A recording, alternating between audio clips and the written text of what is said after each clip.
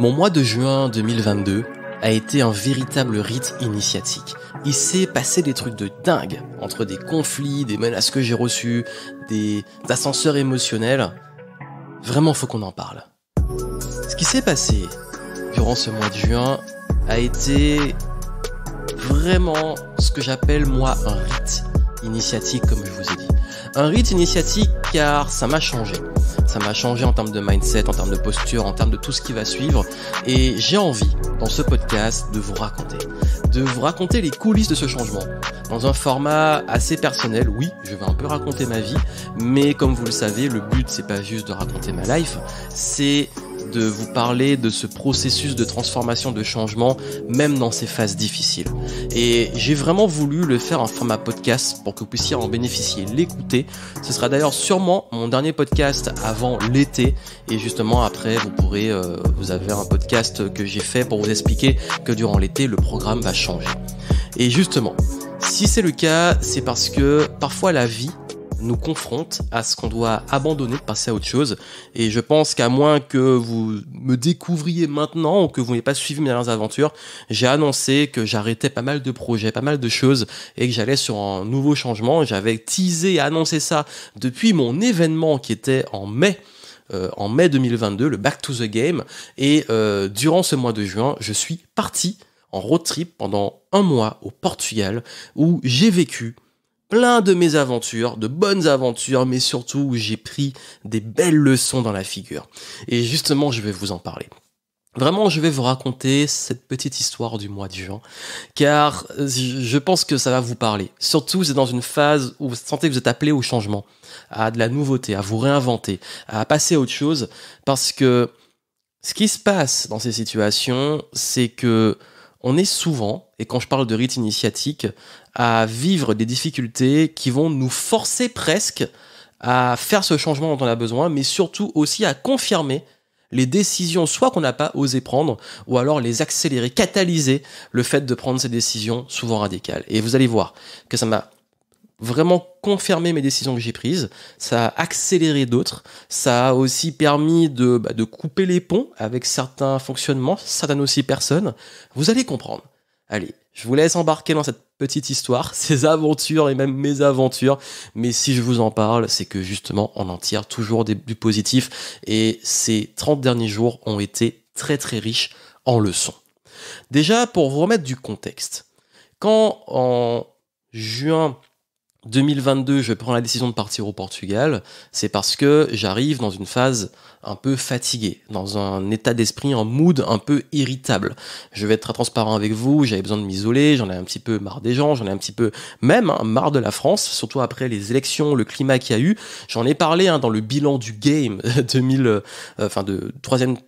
deuxième trimestre 2022, j'ai parlé du bilan sur ma chaîne YouTube si vous voulez voir le lien, et j'ai expliqué qu'il y a eu pas mal de choses qui ont été un peu difficiles, les gens qui étaient un petit peu sur les nerfs dans plein de domaines, c'est pas que moi, et ce qui fait que là j'avais vraiment le sentiment, le besoin de changer d'environnement. Et déjà ce road trip, donc pour vous dire, vous mettre du contexte, je pars en mode et j'ai besoin de souffler, j'ai besoin de voir autre chose, changer d'environnement. En plus je connais pas le Portugal, j'ai envie de découvrir un nouveau pays. Et je pars avec la Tesla mobile en road trip. Il y a près de 1000 km pour arriver à la première destination qui était Porto, donc plus au nord du Portugal. Et en partant de Bordeaux, je vous laisse imaginer la longueur de la route, ce qui fait que le mieux était de faire un arrêt en Espagne. Et donc, comme je vous ai dit, je suis dans un mood un petit peu irritable, j'en ai déjà un petit peu ras-le-bol, il y a eu pas mal de challenges au niveau de certains clients, et ce qui fait que déjà je peux vite, je sais déjà partir en vrille en termes d'émotion.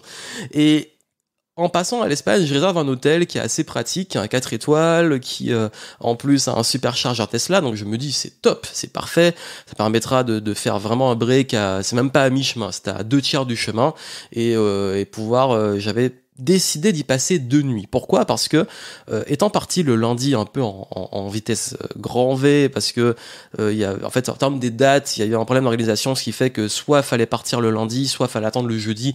J'ai dit non, faut y aller, sinon on va jamais partir. Et le truc c'est que il fallait que je travaille mardi et que j'ai une bonne connexion internet pour mardi, mercredi. Et donc je dis que tant pis, même si j'ai envie d'arriver vite au Portugal, je me prends 2 nuits en Espagne pour pouvoir bien bosser dans un bon hôtel. Je prends 4 étoiles, je prends une suite parce que c'était une suite, vous allez comprendre. Je prends le plus gros tarif de l'hôtel en me disant il faut que je sois bien, que j'ai de bonnes conditions pour travailler. Et après presque 7 heures de route, j'arrive à l'hôtel et je découvre la chambre. Et là, j'ai la grande surprise de voir que leur suite, en fait, c'est une chambre normale avec une mezzanine dans laquelle il y a la salle de bain et les toilettes. Sauf qu'il n'y a pas de séparation. Ce qui veut dire que les toilettes donnent, quand vous êtes sur les toilettes, sur le trône, vous voyez le lit, la chambre, la télé.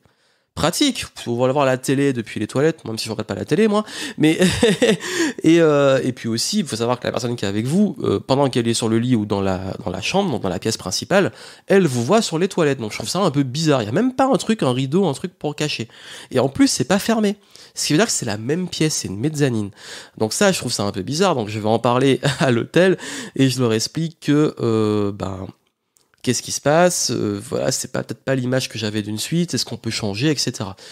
Et là, ils nous disent, en fait, c'est la meilleure chambre qu'on a, on peut pas vous changer, et du coup, là, je commence à me dire, bon, tant pis, c'est pas grave, on va downgrade, bon, c'est un hôtel 4 étoiles, les chambres vont être correctes, donc je dis vraiment, là, ça me correspond pas, moi, je veux une chambre avec une salle de bain fermée, ce qui est normal, les toilettes fermées, enfin, j'ai jamais vu ça avant de ma vie, hein. Et du coup, on nous downgrade, et je dis, bon, écoutez, c'est pas grave, tant pis, on downgrade, donc on passe à une chambre inférieure à ce que j'ai payé, je demande pas le remboursement, je demande juste à avoir une chambre plus dans les standards que je veux. Et là, deuxième surprise, découverte de la nouvelle chambre, on parle quand même d'un hôtel 4 étoiles, hein. Le lit, ça ressemble à un clic-clac. La chambre est sale, il y a de la poussière partout, les murs ils sont dégueulasses, les joints sont noirs, etc. Bref, je tombe nez à nez avec un cafard. Donc là, je leur explique que bon, c'est peut-être pas le standing qu'on espérait et que bon, la chambre, voilà, ça le fait pas. Donc et en plus, on captait très mal Internet, leur connexion était complètement pourrie. Donc j'ai dit, il y a même pas de bureau dans la chambre, il y a même pas de bouilloire. Bref, pas du tout les conditions pour pouvoir bosser et vraiment pour le prix que j'avais payé, je trouvais ça complètement abusé. Donc je leur explique, mais vraiment calmement, je leur dis voilà, bon, j'ai besoin de travailler, la chambre ça le fait pas, elle est sale, j'ai l'impression que vous n'avez pas fait le ménage, je leur explique tout le truc, et là, zéro excuse, déni total. Et je montre tous les problèmes, rien à faire. Ensuite, il y a le responsable qui arrive, il visite la chambre, je lui montre tout ce qui va pas. Il me dit, non, c'est normal, c'est bien, ça c'est juste de l'usure, on parle de moisissure et tout.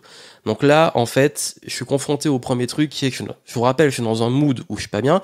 Je dis pas que c'est des choses graves, hein, c'est vraiment pas grave. C'est déjà avoir un hôtel et tout, mais c'est juste que j'ai besoin de bosser, je suis fatigué, je suis déjà un petit peu agacé, et là, je tombe nez à nez avec ça, et je me dis, je ne veux pas, surtout pas être le client relou que moi je veux pas avoir, mais là, je suis presque obligé de me plaindre, mais pour moi, c'est légitime.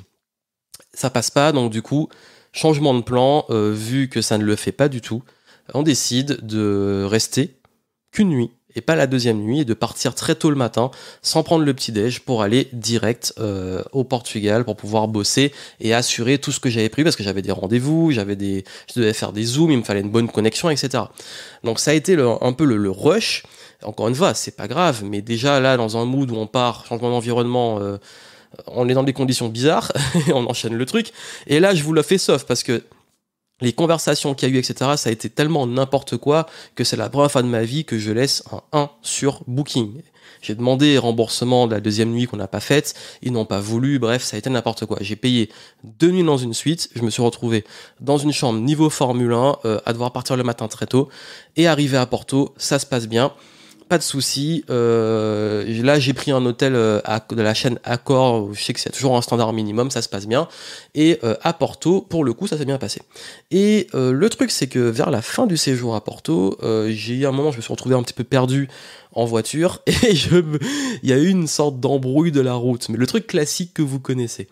Et il y avait une dame derrière qui s'est mise à klaxonner, à s'énerver parce qu'elle estimait que j'avançais pas assez vite dans une petite rue que je connaissais pas, où il y avait à peine la largeur de la voiture pour passer.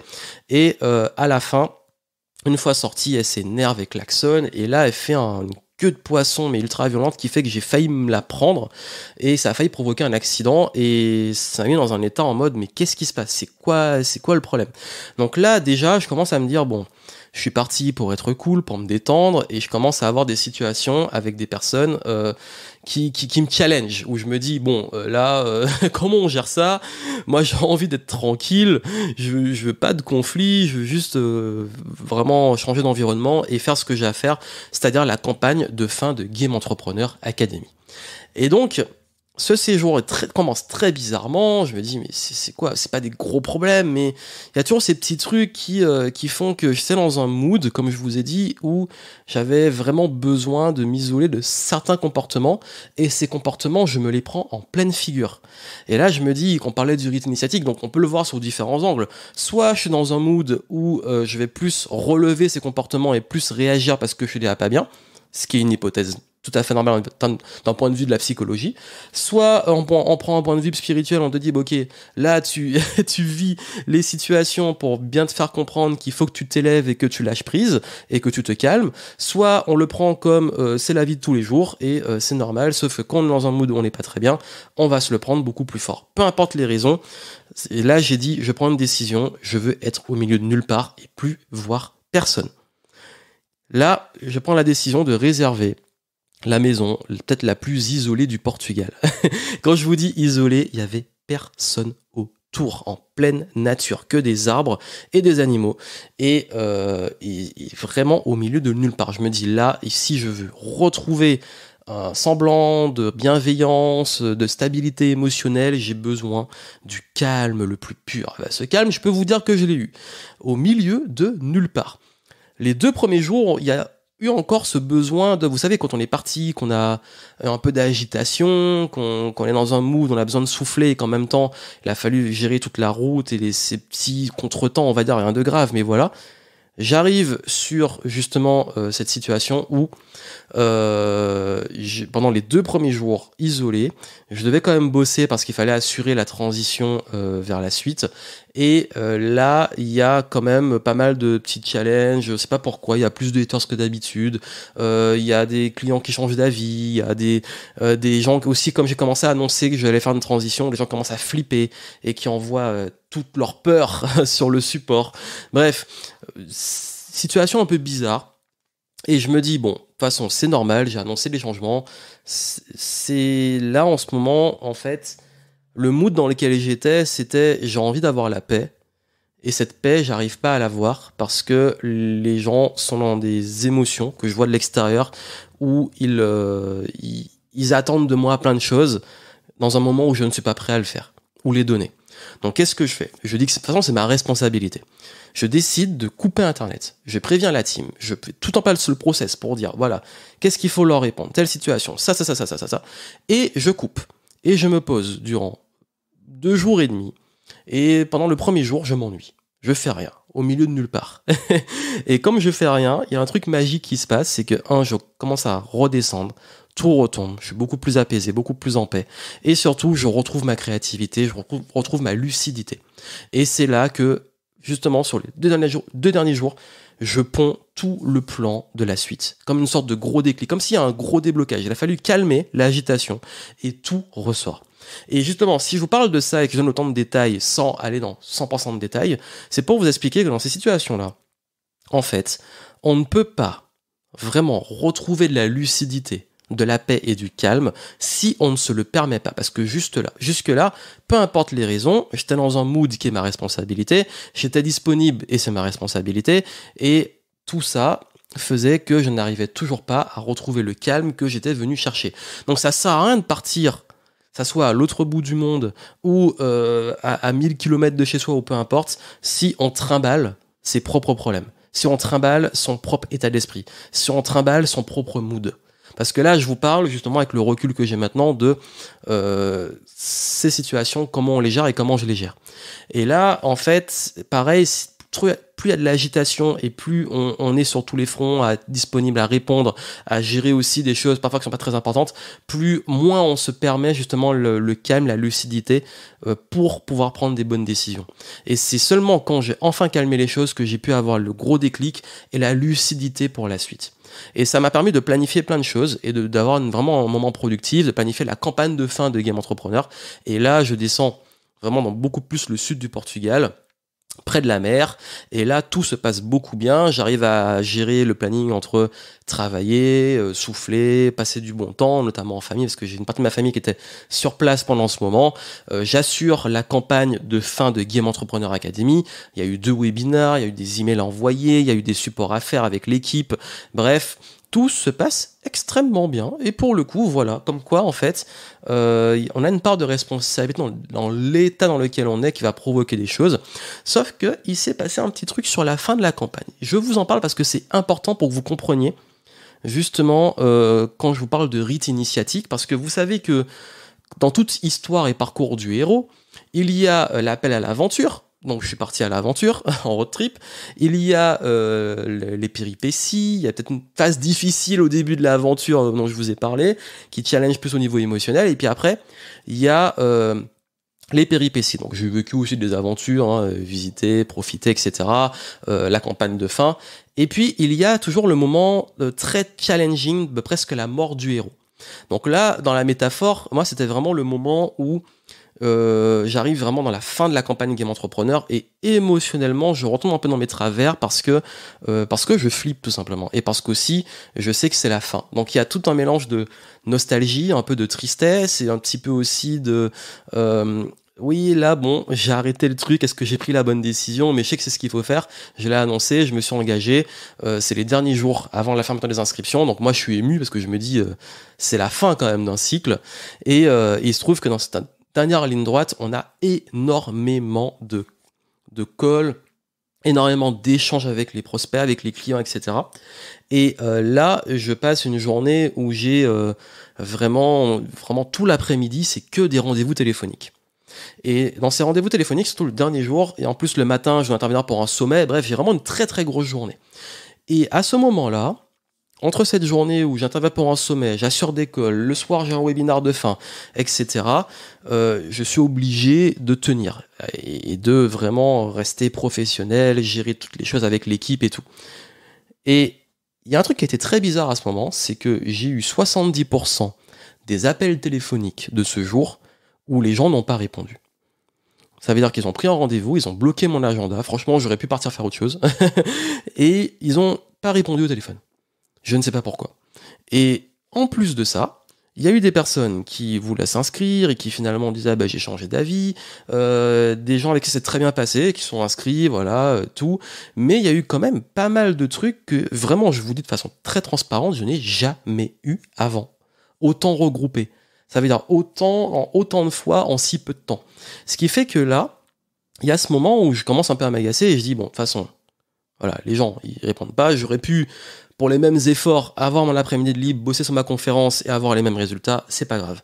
Et il y a une des personnes que j'ai au téléphone et qui ça rappelle même plus pourquoi elle a pris rendez-vous, qui ne sait même pas qui je suis. Donc je lui dis ces rendez-vous-là sont réservés quand même pour des personnes qui savent un minimum qui je suis et avec qui savent pourquoi ils m'appellent et pourquoi ils prennent rendez-vous. Donc je lui dis c'est pas grave, il y a pas de souci, on annule le rendez-vous, on coupe là comme ça personne ne perd de temps. La personne s'agace et commence à vraiment monter en pression. Moi, dans mon mood, je raccroche. Et là, je commence à recevoir des SMS d'insultes de cette personne. Et qui me traite de sale con, etc. Donc là, je me dis, là, c'est un petit peu disproportionné. J'ai peut-être vexé, je sais pas, peut-être mal réagi, je sais pas. Et cette même personne, les jours qui ont suivi, a spammé mes réseaux en m'insultant, en me traitant d'arnaqueur, en me menaçant, etc. Et j'ai pas compris. Et je me suis dit, en fait, qu'est-ce que j'ai fait de mal ? J'ai juste assuré, je suis resté professionnel jusqu'à la fin, mais là, il y a plein de gens qui n'ont pas été. Et vous savez pourquoi ça a été pour moi, en fait, sur ce moment-là ? J'étais un peu agacé, mais je l'ai pris avec énormément de recul et de hauteur en me disant, en fait, c'est peut-être pour ça que j'arrête. C'est peut-être pour ça que j'arrête. Pourquoi ? Parce que ce genre de comportement, ce genre de personnes, ce genre de fonctionnement, ça me correspondait plus du tout. Est-ce que j'ai du temps à perdre avec des gens avec qui prennent des rendez-vous, qui oublient et qui en plus t'insultent parce que t'as pas voulu bosser avec eux? Est-ce que j'ai encore envie de bosser avec des personnes qui ne peuvent pas prendre des engagements ou respecter leurs engagements? Et là, j'ai dit, bah non, en fait, c'est ce changement-là. Si je l'ai pris et j'ai pris des raisons, c'est en partie aussi pour ça. Et c'est comme je vous dis que parfois la vie est bien faite, c'est qu'on se prend à la figure toutes les choses qui ne nous correspondent plus. Ben, ce jour-là, il a été assez marquant. Pourquoi? Parce que j'ai eu tout ça en même temps et je me suis rappelé exactement au début du séjour tout ce que je ne voulais plus et tout ce que je ne tolérais plus. C'est-à-dire qu'avant, je pouvais peut-être plus le tolérer ou peut-être plus, je sais pas, m'écraser ou je sais pas, mais là, j'ai dit non. Par exemple, les personnes à qui j'ai dit, ben non, on reporte pas le rendez-vous, c'était maintenant, c'est pas possible. Personne qui, j'ai même pas d'ailleurs communiqué à cette personne qui rentre dans les insultes, les menaces et tout, alors qu'elle a rien payé, que c'était juste un call qu'elle a oublié. Je me dis, oui, en fait, là, c'est bon. C'est la fin d'un cycle, ce cycle il est fermé, je ferme le game et c'est ok. Et franchement, je l'ai pris en mode, c'est pas ma responsabilité, ça ne me regarde pas, c'est pas important. Et qu'est-ce que j'ai dit? Bah, je me concentre sur la dernière promo, sur les futurs projets, sur les clients qui sont là, sur les personnes avec qui ça se passe bien. Et je me rappelle que tout ça, c'est tout ce que je ne veux plus. Et tout ce qui me convient, c'est ce que je veux amplifier pour la suite et garder. Et ça a été un beau déclic et une belle leçon de se montrer que oui, il y a un moment en fait, et que ça que je vous dis que je suis très très très philosophe sur ça, c'est que tout est arrivé à chaque fois presque sur la même journée ou sur 48 heures. Ça veut dire que ce qui est très, très bizarre, c'est que ça peut être le gros calme où tout se passe bien, et puis d'un coup, il y a plusieurs situations, plusieurs personnes qui vont en même temps enchaîner. Et là, je me suis dit, ok, c'est comment moi mieux gérer ça, comment prendre de la hauteur, comment mieux mettre en place les process et comment pour la suite travailler sur les choses de façon beaucoup plus saine.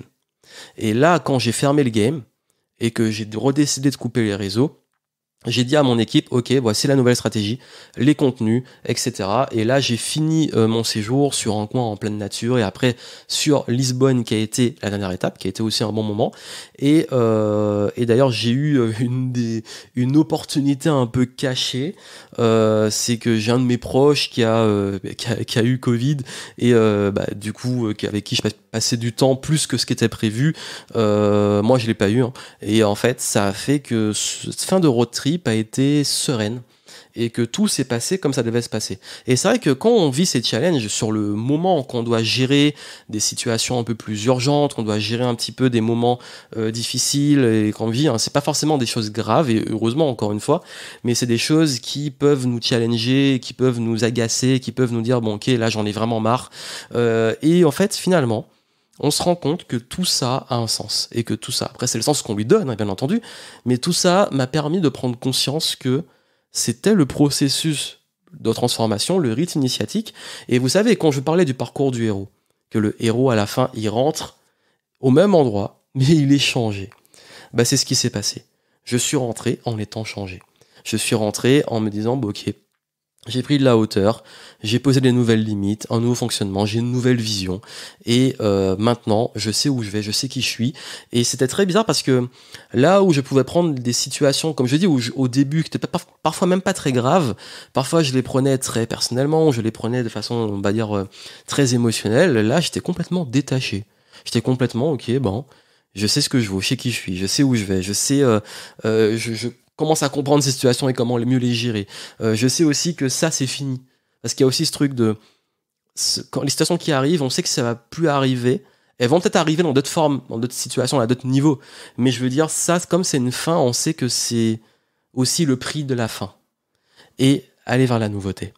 Et vraiment, ce retour, non seulement il a amplifié, il a vraiment en fait amplifié la compréhension de ce que je ne tolérais plus, qui ne correspondait plus en termes de valeur, mais aussi surtout les décisions radicales que j'avais au fond de moi. En fait, ça faisait un moment que je sentais ce besoin de décision, ça les a confirmés, ça les a amplifiés, entre ce que je rejette et ce que j'accueille. La vie aussi, comme j'ai dit, elle nous confronte à ce qui est important pour nous pour changer. Donc à un moment, quand j'ai vécu des situations similaires plusieurs fois d'affilée, c'était pour que la leçon elle rentre. Donc la leçon elle est bien rentrée au bout d'un moment, parce que j'ai eu des conflits similaires. Et en fait, pour être très honnête avec vous, dans ces conflits, je suis prêt à prendre mes parts de responsabilité, mais là, sur le coup, ça m'appartenait vraiment pas. Et c'est quand j'ai réussi à comprendre comment gérer, et le fait aussi que c'était pas personnel, que en fait, il y a une sorte de déclic et de changement. Et pareil, j'étais pas très bien, donc ça a fait qu'il y a des situations que j'ai vécues peut-être différemment que si j'avais été mieux, mais je suis rentré à un autre niveau déterminé. Et c'est ça le rite initiatique, c'est que sur un mois, j'ai vécu un ensemble d'émotions, de situations agréables, désagréables, plus ou moins graves. D'ailleurs, en rentrant, il y a des trucs plus challenging, mais qui s'est très très très bien fini. Mais je me rends compte que finalement, tout ça, ça permet de confirmer toutes les décisions que j'ai prises et de surtout vraiment, vraiment assumer ces changements que j'ai pris. Parce que là, il n'y a plus de retour en arrière. Parce que si je retourne en arrière, je retourne à toutes ces choses que je ne tolère plus, qui sont plus dans mes standards, qui ne sont même plus dans les choses que j'ai envie de gérer, et aller vers ce qui m'appelle. Et ça, c'était vraiment, vraiment très riche en enseignement. Bien entendu, pour vous le raconter et pour que vous compreniez les choses, j'ai plus mis le doigt sur les péripéties, et encore une fois, je suis allé assez vite, sinon on passerait des heures, mais bien entendu, la majorité du voyage s'est extrêmement bien passé. Il n'y a rien eu de grave, il n'y a pas eu de problème. D'ailleurs, ça aurait pu être bien pire sur différentes situations. Et encore une fois, comme je dis, c'est pas des choses graves, mais c'est des choses qui sont nécessaires, qui sont pas très agréables, mais qui confirment un changement, surtout dans le point de vue de la carrière, pour être amené à se réinventer et à avancer. Donc voilà ce que je voulais partager avec vous dans ce podcast. C'était pour vous montrer un petit peu les coulisses de ce qui s'est passé durant ce mois de juin. Pour en savoir plus, parce que là j'ai raconté plus les anecdotes du quotidien et du vécu.